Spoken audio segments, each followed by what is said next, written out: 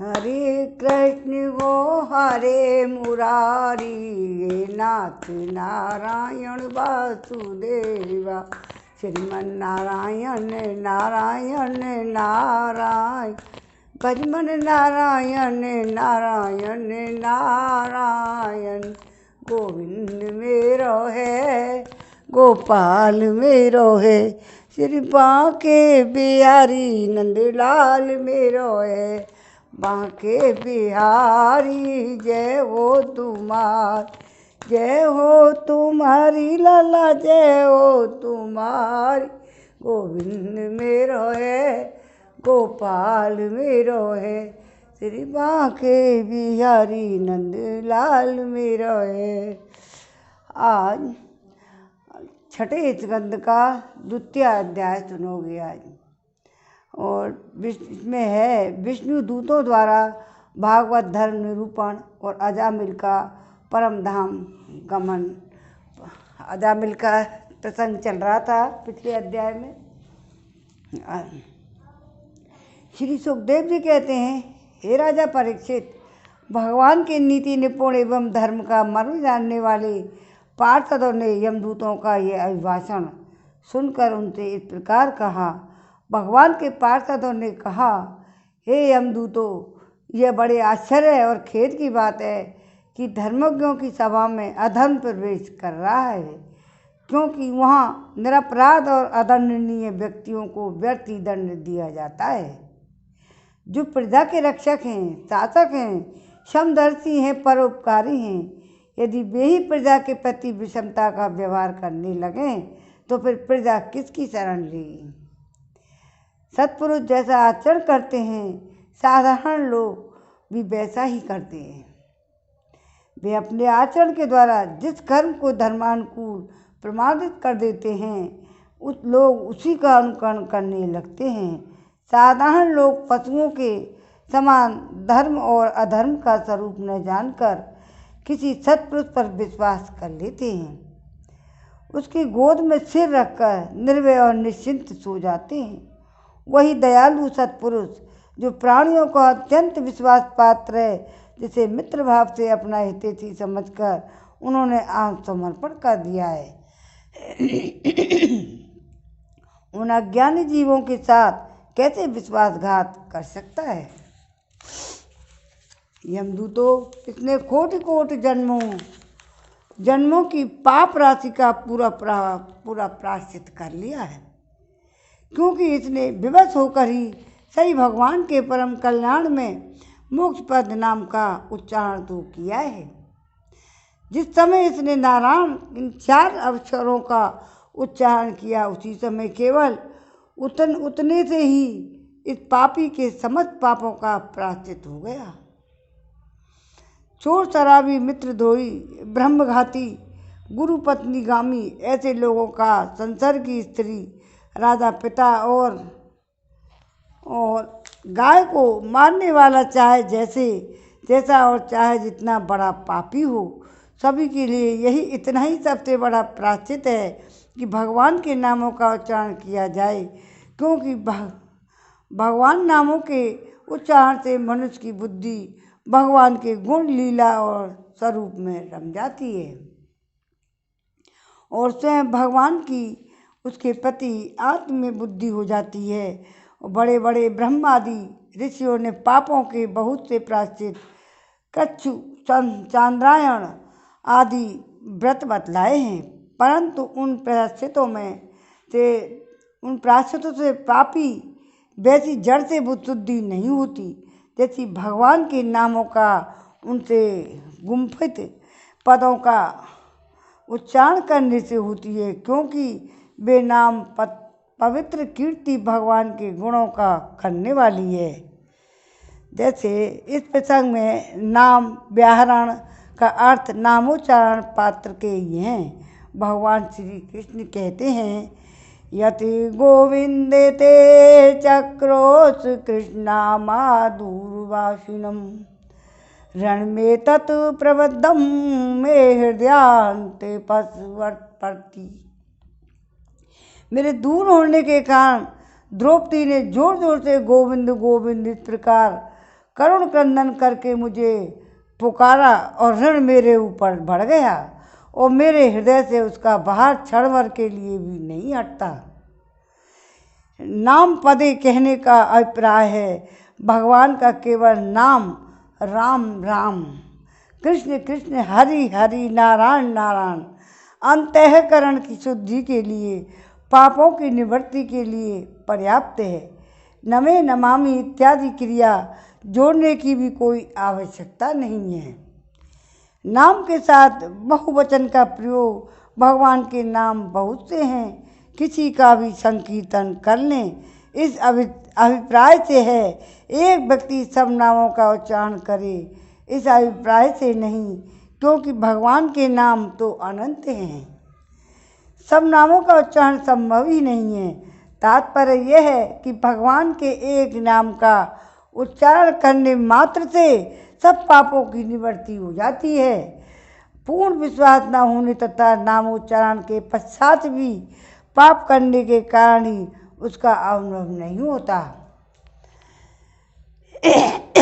यदि प्रायश्चित करने के बाद भी मन फिर से कुमार्ग और पाप की ओर दौड़े तो वह चरम सीमा का पूरा प्रायश्चित नहीं है। इसलिए जो लोग ऐसा प्रायश्चित करना चाहें कि जिससे पाप कर्मों और वासनाओं की जड़ से ही उखड़ जाए, उन्हें भगवान के गुणों का ही गुणगान करना चाहिए, क्योंकि उससे चित्त सर्वथा शुद्ध हो जाता है। इसलिए यमदूतों, तुम लोग अजामिल को मत ले जाओ, इससे सारे पापों का प्रायश्चित कर लिया है, क्योंकि इसने मरते समय भगवान के नाम का उच्चारण किया है। बड़े बड़े महात्मा पुरुष यह बात जानते हैं कि संकेत में किसी दूसरे अभिप्राय से, परिहास में, तान अलापने में तथा किसी की अवहेलना करने के में भी यदि कोई भगवान का नामों का उच्चारण करता है तो उसके सारे पाप नष्ट हो जाते हैं। इसका मतलब यह है कि भगवान का एक बार नाम लेने से, भगवान का प्रेम से राम का नाम ले लो, नारायण नारायण कर लो, उससे हमारे सारे पाप नष्ट हो जाएंगे। इसलिए आज के युग में, कलयुग में, भगवान का नाम ही सर्वोपरि है।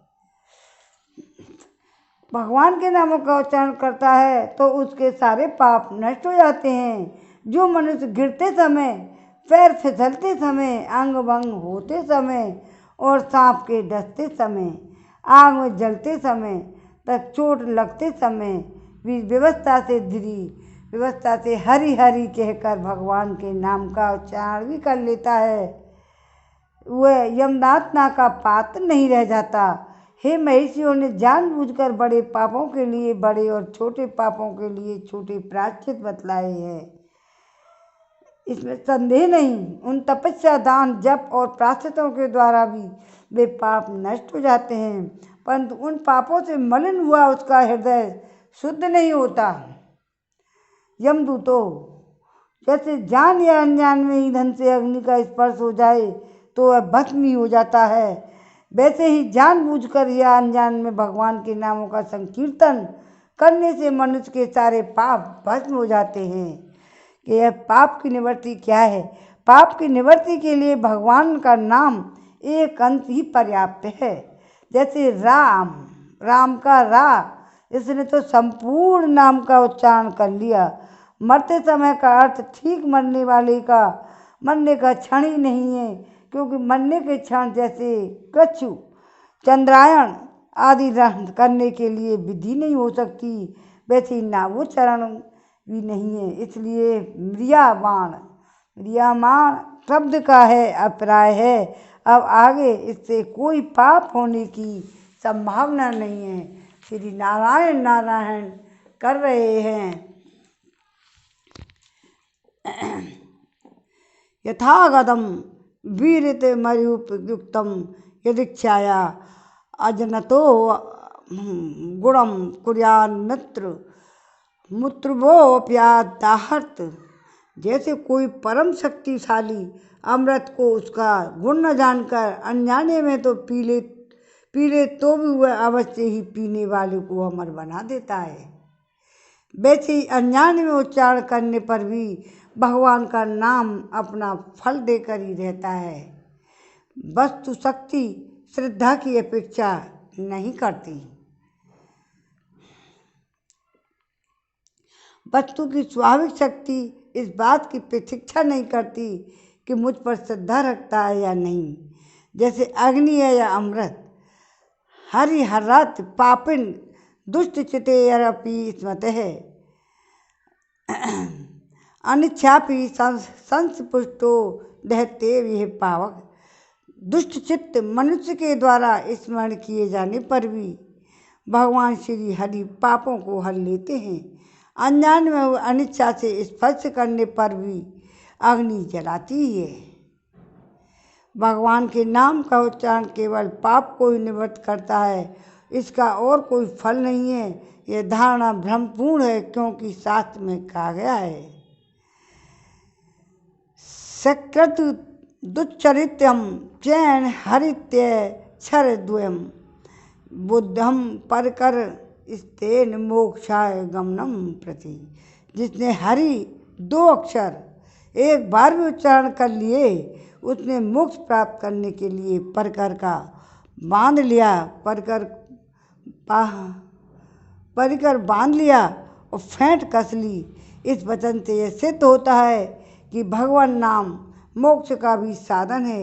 मोक्ष के साथ ही साथ ये धर्म अर्थ काम मोक्ष और साधन है, क्योंकि ऐसे अनेक प्रमाण हैं जिनमें त्रिवर्ग सिद्धि का भी नाम ही कारण बतलाया गया है। जिसके जिह्वा की नोक पर हरि ये 2 अक्षर बसते हैं, उसे गंगा गया सेतुबंध काशी और पुष्कर की कोई आवश्यकता नहीं है। अर्थात उनकी यात्रा स्नान आदि का फल भगवान नाम से ही मिल जाता है।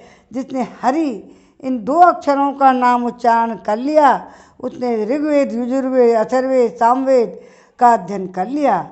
जिसने हरि वेद 2 अक्षर उच्चारण किए उसने दक्षिणा के सहित अश्वमेध आदि यज्ञों के द्वारा यजन कर लिया। हरि ये 2 अक्षर मृत्यु के पश्चात परलोक के मार्ग में प्रयाण करने वाले और प्राणों के पाथ्य हैं।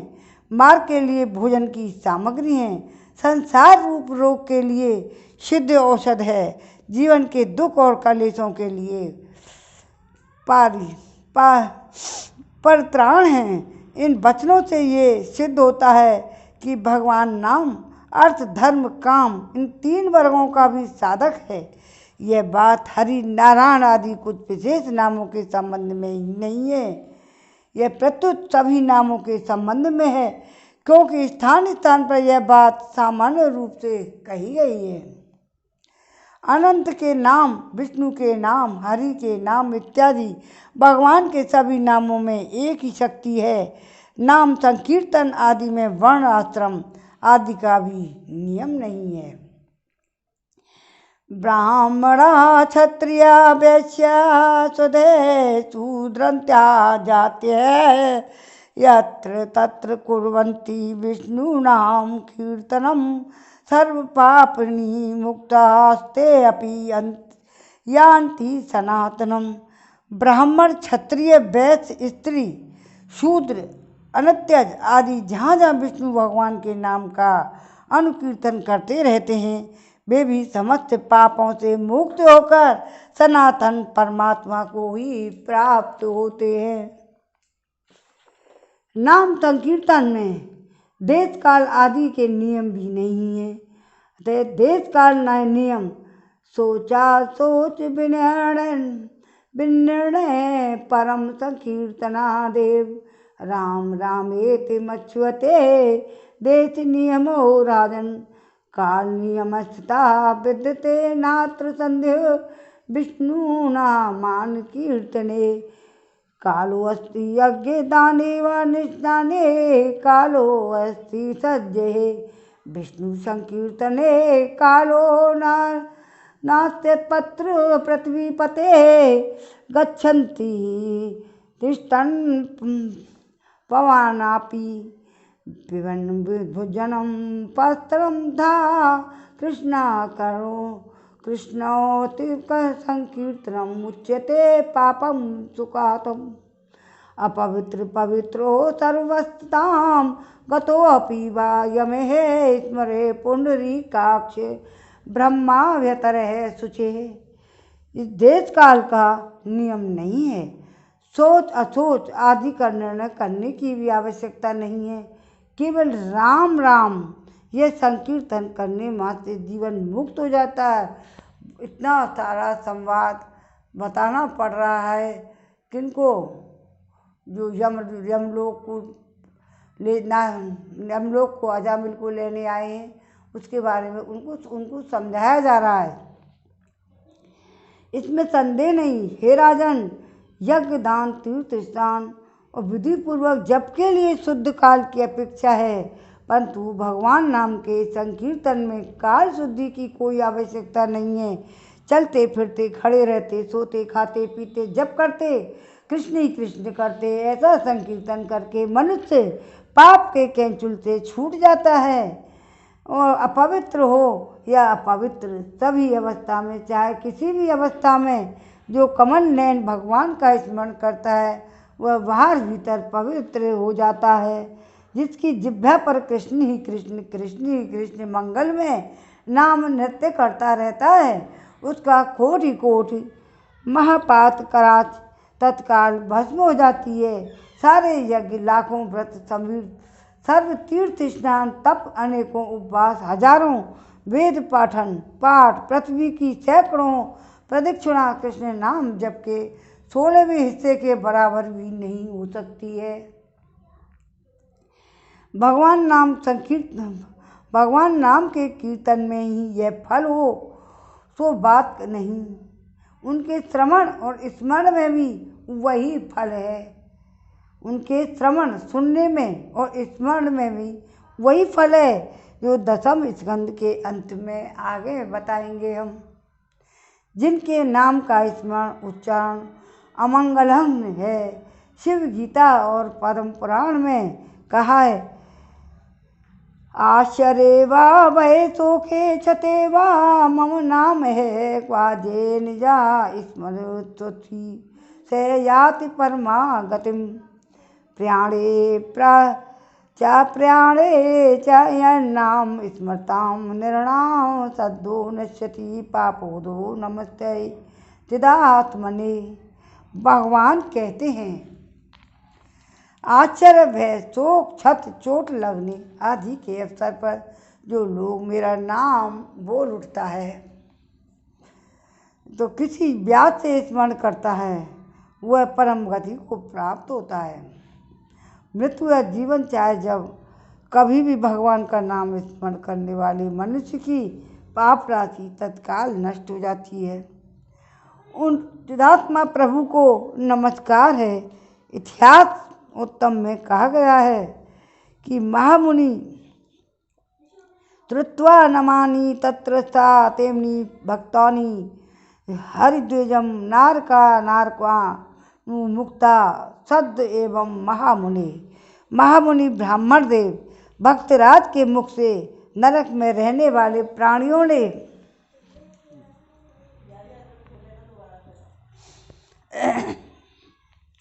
श्री हरि के नाम का श्रवण किया और वे तत्काल नरक से मुक्त हो गए। यज्ञ आदि योगादि रूप में धर्म और अनुष्ठान के लिए जिस पवित्र तेज काल पात्र शक्ति सामग्री श्रद्धा मंत्र दक्षिणा आदि की अपेक्षा रखता है, इस कलयुग में उसका संपन्न होना अत्यंत कठिन है। भगवान नाम संकीर्तन के द्वारा उसका फल अनायास ही प्राप्त किया जा सकता है। भगवान शंकर पार्वती के पति कहते हैं, संपूर्ण जगत का स्वामी होने पर भी मैं विष्णु भगवान के नाम का ही जप करता हूँ। मैं तुमसे सत्य सत्य कहता हूँ,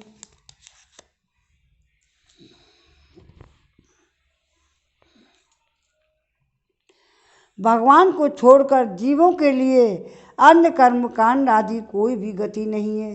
श्रीमद् भागवत में ही यह बात आगे आने वाली है।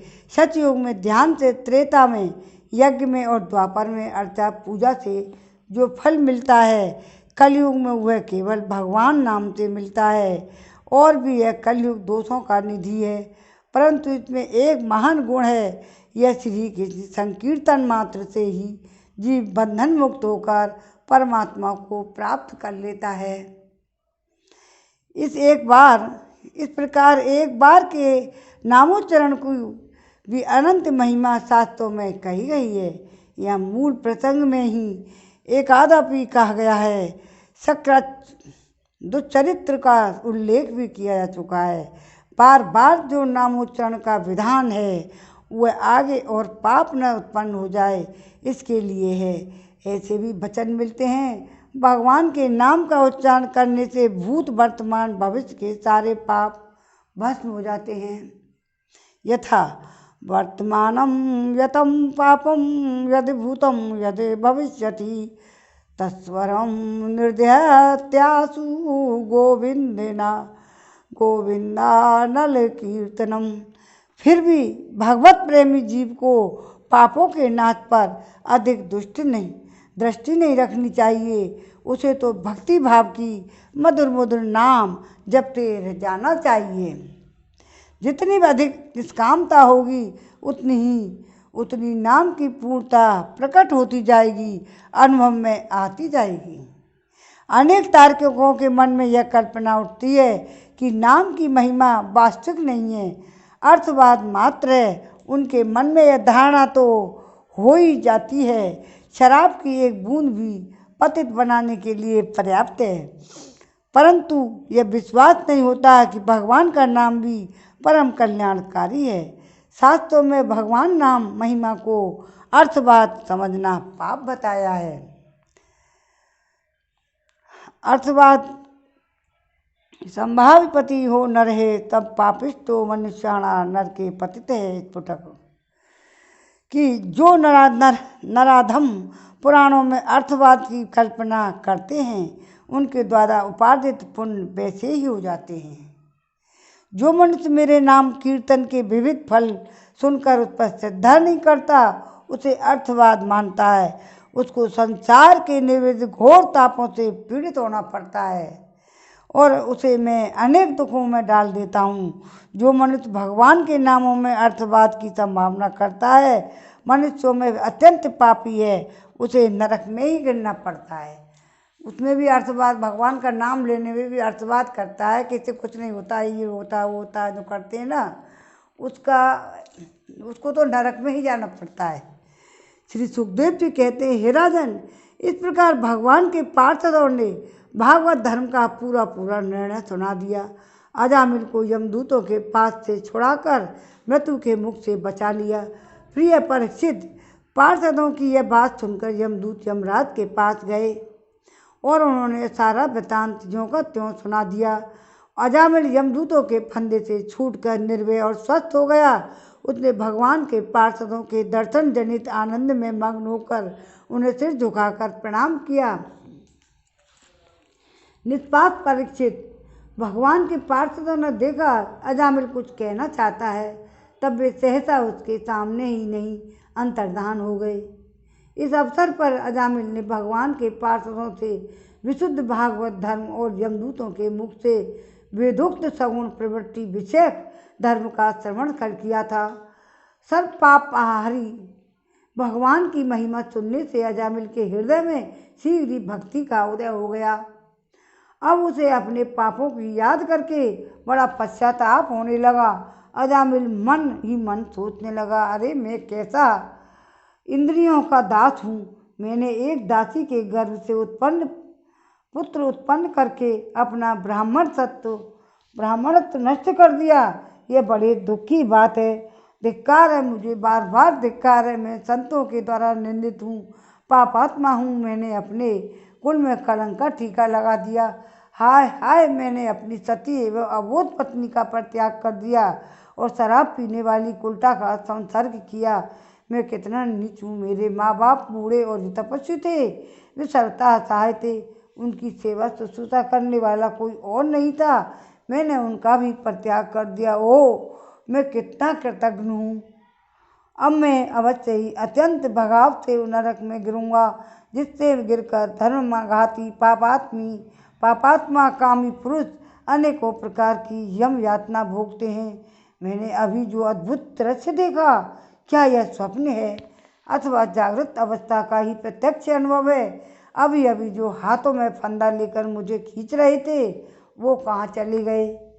अभी अभी वे मुझे फंदों में फंसाकर पृथ्वी के नीचे ले जा रहे थे, परंतु 4 अत्यंत सुंदर सिद्धों ने आकर मुझे छुड़ा लिया। वे अब कहाँ गए और कहाँ चले गए? यद्यपि मैं इनका इस जन्म का महापापी हूँ, फिर भी मैंने पूर्व जन्म में अवश्य ही शुभ कर्म किए होंगे, तभी तो मुझे इन श्रेष्ठ देवताओं के दर्शन हुए। उनकी स्मृति से मेरा हृदय अब भी आनंद से भर रहा है। मैं कुलतागामी और अत्यंत अपवित्र हूँ। यदि पूर्व जन्म में मैंने पुण्य न किए होते तो मरने के समय मेरी जीभ भगवान के मनोमोहक नाम का उच्चारण कैसे कर पाती? कहाँ तो मैं महाकपटी, पापी, निर्लज्ज और ब्रह्म तेज को नष्ट करने वाला तथा कहाँ भगवान का यह परम मंगल में नाम। सचमुच मैं तो कृतार्थ हो गया। अब मैं अपने मन और इंद्रिय प्राणों को बस में करके ऐसा प्रयत्न करूँगा कि फिर अपने को घोर अंधकार में नरक में न डालूं। अज्ञानवश मैंने अपने को शरीर समझकर उसके लिए बड़ी बड़ी कामनाएं की और उनकी पूर्ति के लिए अनेकों कर्म किए। उन्हीं का फल है ये बंधन। अब मैं इसे काट कर समस्त प्राणियों का हित करूँगा, वासनाओं का शांत कर दूँगा, सबसे मित्रता का व्यवहार करूँगा, दुखियों पर दया करूँगा, पूरे संयम के साथ रहूँगा। भगवान की माया ने स्त्री का रूप धारण करके मुझे अधम को फांस लिया, कीड़ा मृग की भांति मुझे अपना नाच नचाया। अब मैं अपने आप को इस माया से मुक्त करूँगा। मैंने सत्य वस्तु परमात्मा को पहचान लिया है, अतः मैं शरीर आदि में मैं और तथा मेरे का भाव छोड़कर भगवान नाम के कीर्तन आदि से अपने मन को शुद्ध करूँगा, उसमें भगवान में लगाऊँगा। ये अजामिल पश्चाताप कर रहे हो। श्री सुखदेव जी कहते हैं, परीक्षित, उन भगवान के पार्षद महात्माओं का केवल थोड़ी देर के लिए सत्संग हुआ था। इतने से ही अजामिल के चित्त में संसार के प्रति तीव्र वैराग्य हो गया और सबके संबंध में मोह को छोड़कर हरिद्वार चले गए। उस देवस्थान में जाकर भगवान के मंदिर में से आसन से बैठ गए और उन्होंने योग मार्ग का आश्रय लेकर अपनी सारी इंद्रियों को विषयों से हटाकर मन में लीन कर लिया, मन को बुद्धि में मिला दिया। इसके बाद आत्म चिंतन के द्वारा उन्होंने बुद्धि को विषयों से पृथक कर लिया। जब आदमी भगवान के विषय में मन में लीन लगाता है, मन को लीन कर लिया और मन को फिर किस में करते हैं, बुद्धि में लीन कर लेते हैं, बुद्धि में लीन कर मिला दिया। इसके बाद आत्मचिंतन द्वारा उन्होंने बुद्धि की विषय से पृथक कर लिया और भगवान के धाम अनुभव स्वरूप परम ब्रह्म जोड़ दिया। इस प्रकार जब अजामिल की बुद्धि त्रिगुणमयी प्रकृति से ऊपर उठकर भगवान के स्वरूप में स्थित हो गई, तब उन्होंने देखा उनके सामने ही चारों पार्षद जिन्हें उन्होंने पहले देखा था खड़े हैं। अजामिल ने सिर झुकाकर उन्हें नमस्कार किया। उनका दर्शन पाने के बाद उन्होंने उस तीर्थ स्थान में गंगा के तट पर अपना शरीर त्याग दिया। ओम नमो नमो नमः। तत्काल भगवान के पार्षदों का स्वरूप प्राप्त कर लिया। अजामिल भगवान के पार्षदों के साथ स्वर्ण में विमान पर आरूढ़ होकर आकाश मार्ग से भगवान लक्ष्मीपति के निवास स्थान बैकुंठ को चले गए। श्रीमन नारायण नारायण नारायण भजमन नारायण नारायण नारायण श्रीमन नारायण नारायण नारायण भजमन नारायण नारायण नारायण। हे परीक्षित, जब अजामिल बैकुंठ को पहुंच गए तो परीक्षित अजामिल ने दासी का सहवास करके सारा धर्म कर्म चौपट कर दिया था। वे अपने निंदित कर्म के कारण पतित हो गए थे। नियमों से च्युत हो जाने के कारण उन्हें नरक में गिराया जा रहा था, परंतु भगवान के एक नाम का उच्चारण करने मात्र से उससे तत्काल वो मुक्त हो गए। जो लोग इस संसार बंधन से मुक्त होना चाहते हैं, उनके लिए अपने चरणों के स्पर्श से तीर्थों को भी तीर्थ बनाने वाले भगवान के नाम से बढ़कर और कोई साधन नहीं है, क्योंकि उनका नाम आश्रय लेने से मनुष्य का मन फिर कर्म के पचड़ों में नहीं पड़ता। भगवान नाम के अतिरिक्त और किसी प्रायश्चित का आश्रय लेने पर मन रजोगुण और तमोगुण से ग्रस्त ही रहता है तथा पापों का पूरा पूरा नाश भी नहीं होता। हे परीक्षित, यह इतिहास अत्यंत गोपनीय और समस्त पापों का नाश करने वाला है। जो पुरुष श्रद्धा और भक्ति के साथ इसका श्रवण और कीर्तन करता है, वह नरक में कभी नहीं जाता। यमराज के दूत तो आँख उठाकर उसकी ओर देख से तंग नहीं है, देख भी नहीं सकते। उस पुरुष का जीवन चाहे पाप में ही क्यों ना रहा हो, वैकुंठ लोक में उसकी पूजा होती है। परीक्षित, देखो, अजामिल जैसे पापी ने मृत्यु के समय पुत्र के बहाने भगवान का नाम उच्चारण किया, उसे भी वैकुंठ की प्राप्ति हो गई। फिर जो लोग श्रद्धा के साथ भगवान का उच्चारण करते हैं, उनकी तो बात ही क्या। आप लोगों की क्या बात है, आप तो भगवान का नाम रोजाना सुनते हो। अब दूसरा अध्याय पूरा हो गया है। छठे स्कंद का तीसरा अध्याय सुनोगे। श्रीमन नारायण नारायण नारायण, भजमन नारायण नारायण नारायण। गोविंद मेरो है, गोपाल मेरो है, श्री बांके बिहारी नंदलाल मेरो है। बांके बिहारी जय हो तुम्हारी, जय हो तुम्हारी लाला, जय हो तुम्हारी। श्रीमन नारायण नारायण नारायण, भजमन नारायण नारायण नारायण। आओ तीसरा अध्याय छठे स्कंद का, इसमें यम और यमदूतों का संवाद होता है। अब आगे सुनो। हे राजा परीक्षित ने पूछा सुखदेव जी से, भगवान देवाधिदेव धर्मराज के वश में सारे जीव हैं और भगवान के पार्षदों ने उन्हीं की आज्ञा भंग कर दी और उनके दूतों को अपमानित कर दिया।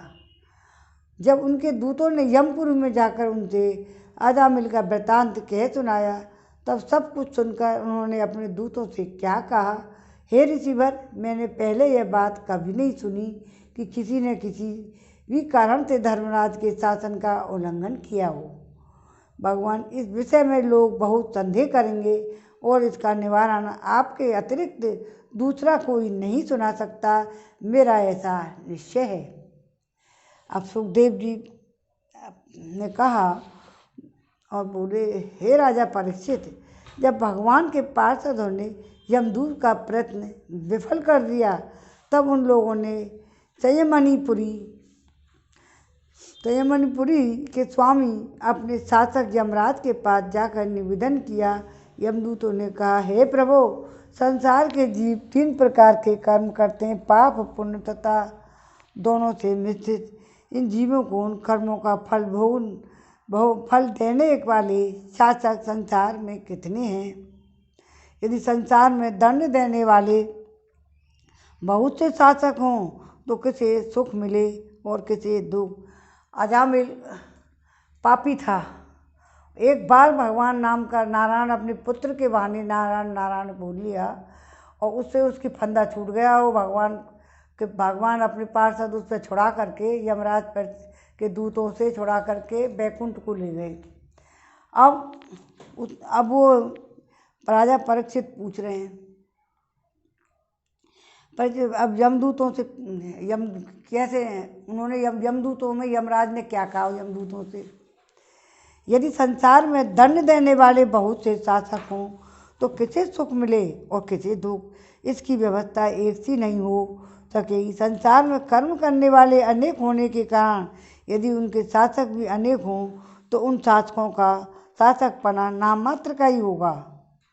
जैसे एक सम्राट के अधीन बहुत से नाम पात्र के सामंत होते हैं, इसलिए हम तो ऐसा समझते हैं कि अकेले ही आप समस्त प्राणियों और उनके स्वामियों के भी अधीश्वर हैं। आप ही मनुष्यों के पाप और पुण्यों के निर्णायक दंडदाता शासक हैं। हे प्रभु, अब तक संसार में कहीं भी आपके द्वारा नियत किए हुए दंड की अवहेलना नहीं हुई थी, किंतु इस समय 4 अद्भुत सिद्धों ने आपकी आज्ञा का उल्लंघन कर दिया, अजामिल को ले गए। हे प्रभु, आपकी आज्ञा से हम लोग एक पापी को यातना गृह की ओर लेकर जा रहे थे, परंतु उन्होंने बलपूर्वक हम आपके फंदे काट कर उसे छुड़ा दिया। हम आपसे उनका रहस्य जानना चाहते हैं। यदि आप हमें सुनने का अधिकार ही समझें तो कहें। हे प्रभु, बड़े ही आश्चर्य की बात हुई। इधर तो अजामिल के मुंह से नारायण शब्द निकला, उधर वे डरो मत कहते हुए झटपट वहाँ आ पहुँचे। सुखदेव जी कहते हैं कि जब दूतों ने इस प्रकार प्रश्न किया तब देव शिरोमणि प्रजा के शासक भगवान यमराज ने प्रसन्न होकर श्री हरि के चरण कमलों का स्मरण करते हुए उनसे कहा। यमराज ने कहा, हे दूतों, मेरे अतिरिक्त एक और ही चराचर जगत के स्वामी हैं। उन्हीं में यह संपूर्ण जगत सूत में वस्त्र के समान ओतप्रोत है। उन्हीं के अंश से ब्रह्मा, विष्णु और शंकर इस जगत की उत्पत्ति, स्थिति, प्रलय करते हैं। उन्हीं ने इस सारे जगत को नथे हुए बैल के समान अपने अधीन कर रखा है। मेरे प्यारे दूतों, जैसे किसान अपने बैलों को पहले छोटी छोटी रस्सियों में बांधकर फिर उन रस्सियों को एक बड़ी आड़ी रस्सी में बांध देते हैं, वैसे ही जगदीश्वर भगवान ने भी ब्राह्मण आदि वर्ण और ब्रह्मचर्य आदि आश्रमों की छोटी छोटी नाम की रस्सियों में बांधकर फिर सब नामों को वेदवाणी रूप में और बड़ी रस्सी में बांध रखा है। इस प्रकार सारे जीव नाम एवं कर्म रूप बंधन में बंधे हुए भयभीत होकर उन्हें ही अपना सर्वस्व भेंट कर रहे हैं।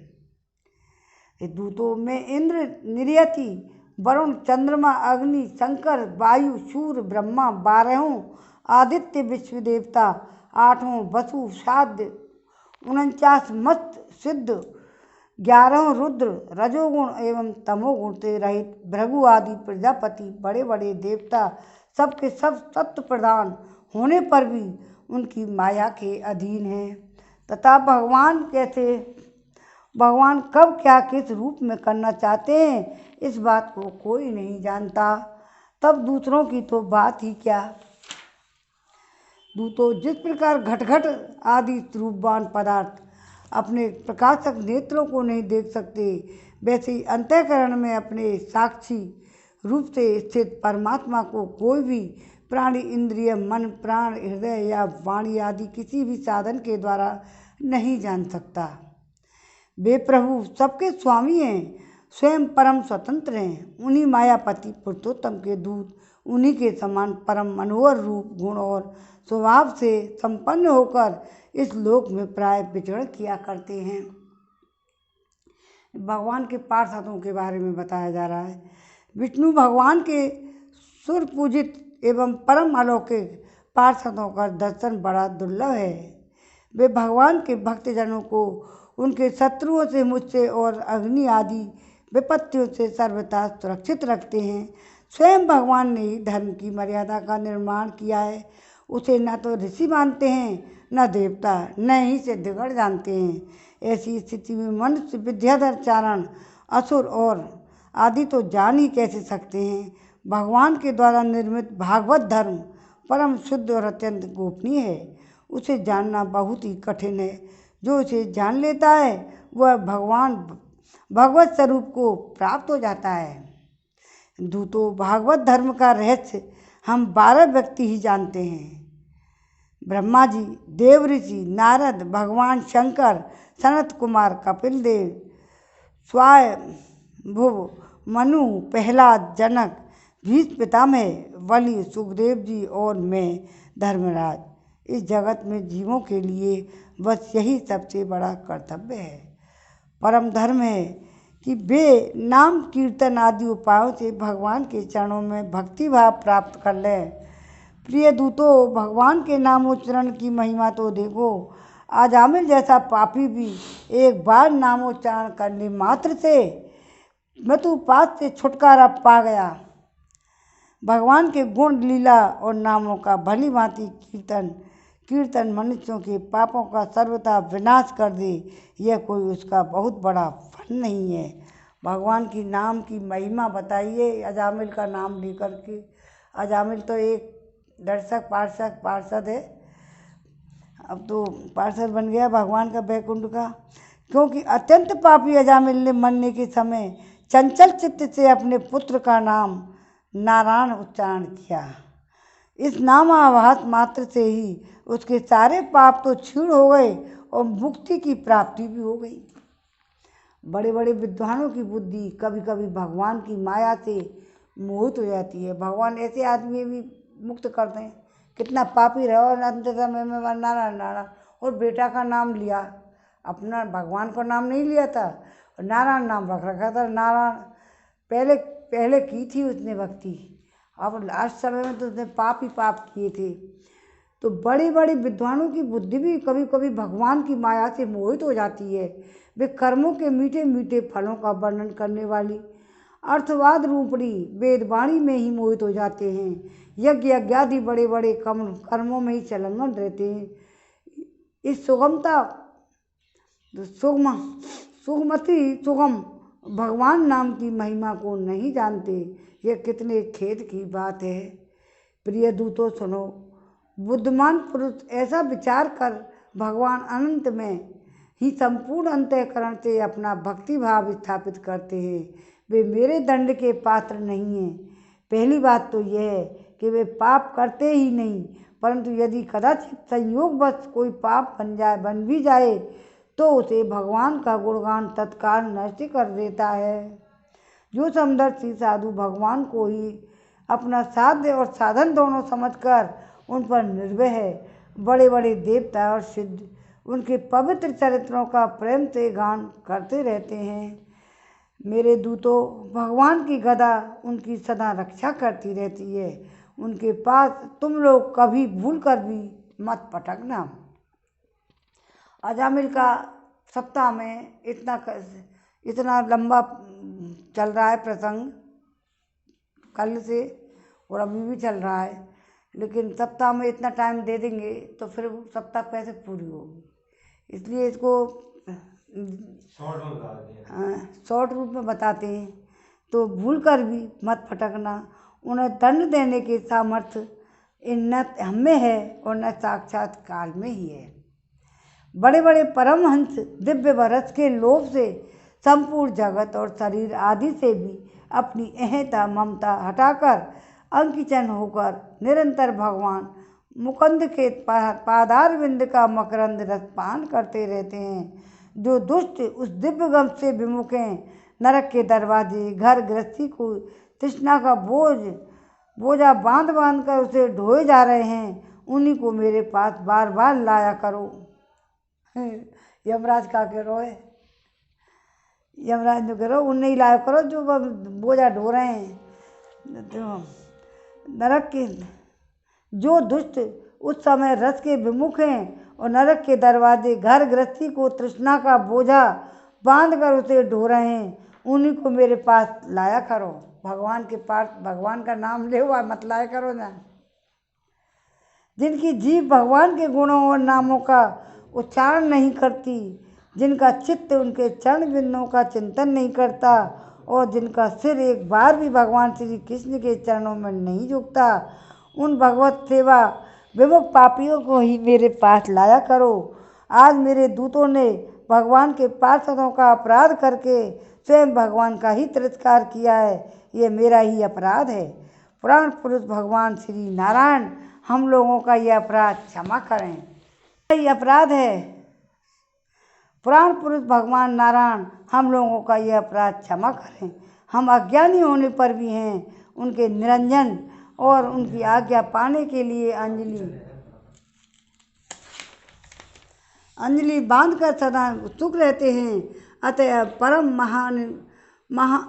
महिमान्वित भगवान के लिए ही यही योग्य है कि वे हमें क्षमा कर दें।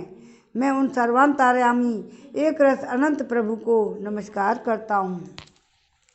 श्री सुखदेव जी कहते हैं, राजा परीक्षित, इसलिए ऐसा समझ लो कि बड़े से बड़े पापों का सर्वोत्तम, अंतिम और पाप वासना को भी निर्मूल कर डालने वाला प्रायश्चित यही है। केवल भगवान के गुणों और लीला और नामों का कीर्तन किया जाए, इसी से संसार का कल्याण हो सकता है। जो लोग बार बार भगवान के उदार और कृपापूर्ण चरित्रों का श्रवण कीर्तन करते हैं, उनके हृदय में प्रेममयी भक्ति का उदय हो जाता है। उस भक्ति से जैसी आंत शुद्धि होती है, वैसी कृच्छ, चांद्रायण आदि व्रतों से भी नहीं होती है।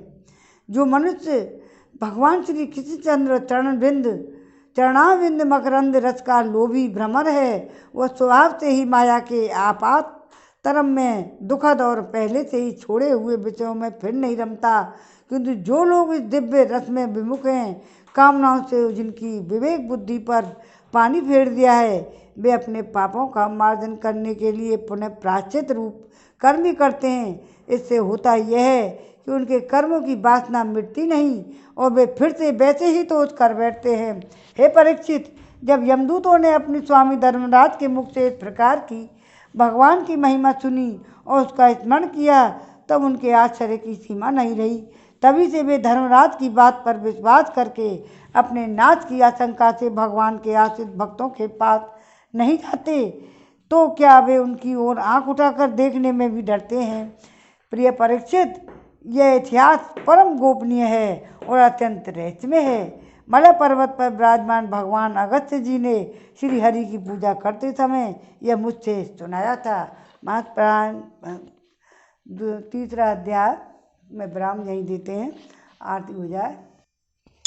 श्री भागवत भगवान की है आरती, पापियों को पाप से है तारती। ये अमर ग्रंथ, ये मुख्य पंथ, ये पंचम वेद निराला, नव ज्योति जगाने वाला। हरि गान यही वरदान, यही जग की मंगल की आरती। पापियों को पाप से है तारती। ये शांति गीत पावन पुनीत सा कोप मिटाने वाला, हरि दरस दिखाने वाला। ये शांति गीत पावन पुनीत सा कोप मिटाने वाला, हरि दरस दिखाने वाला। है सुख करनी है दुख हरनी, श्री मधुसूदन की आरती। पापियों को पाप से है तारती। भागवत भगवान की है आरती, पापियों को पाप से है तारती। ये मधुर बोल जगफंद खोल, सन्मार्ग दिखाने वाला, बिगड़ी को बनाने वाला। हे मधुर बोल जगफंद खोल, सन्मार्ग दिखाने वाला, बिगड़ी को बनाने वाला। श्री राम यही घनश्याम यही, प्रभु की महिमा की आरती। पापियों को पाप से है तारती। श्री भागवत भगवान की है आरती, पापियों को पाप से है तारती। ओम नमो भगवते वासुदेवाय। जय श्री कृष्णा। आज के आनंद की जय। जय जय श्री राधे।